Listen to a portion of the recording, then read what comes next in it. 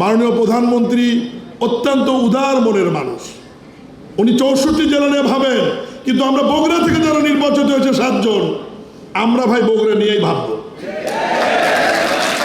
যতই সমালোচনা করেন, পার্লামেন্টে বলেন আর সংসদে বলেন আর বাইরে সমালোচনা করেন, আমি সহ বগুড়ার 7 এমপি বগুড়ার উন্নয়নের ব্যাপারে 1 বিন্দু ছাড় দিতে রাজি নাই।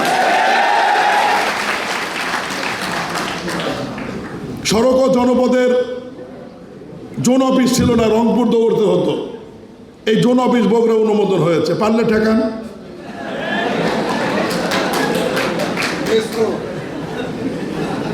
রাশিয়ালারা সারাদিন চিৎকার করেন, আরে ভাই রাশি তো আমাদের বিভাগ, আমাদের গর্ব, কিন্তু দুঃখজনক আপনাদের পকেটের মধ্যে।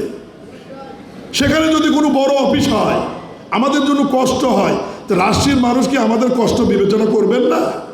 সেই বিবেচনায় নেস্কোর হেড অফিস কোথায় রাজশাহী, কোথায় পঞ্চগড় পর্যন্ত এই বিদ্যুৎ সার্ভিস, এই হেড অফিসটা যদি বগুড়া আসে, আপনাদের ব্যথা লাগে কেন? ব্যথা লাগায়েন না ভাই, হোক না বগুড়া হেড অফিস, আপনার জোনাল অফিস না। এখন বগুড়া কিছু হলেই মনে হয় সব বগুড়া নিয়ে যাচ্ছি, সব নিয়ে আসতেছি না, সব জেলায় হচ্ছে, কিন্তু বগুড়াটা আলোচনা বেশি হচ্ছে। এই কারণে মনে হচ্ছে যে বগুড়া সব কিছু হচ্ছে, হচ্ছে কোনটা যেটা বগুড়া নাই। এই যে মাননীয় ক্রীড়া প্রতিমন্ত্রী উদ্যোগ নিয়েছে, বগুড়া জেলা কত অবহেলিত, একমাত্র জেলা 64 জেলার মধ্যে যেখানে কোনো ফুটবল স্টেডিয়াম নাই, অথচ বাংলাদেশের মানুষের কাছে সবচাইতে জনপ্রিয় খেলা ফুটবল খেলা।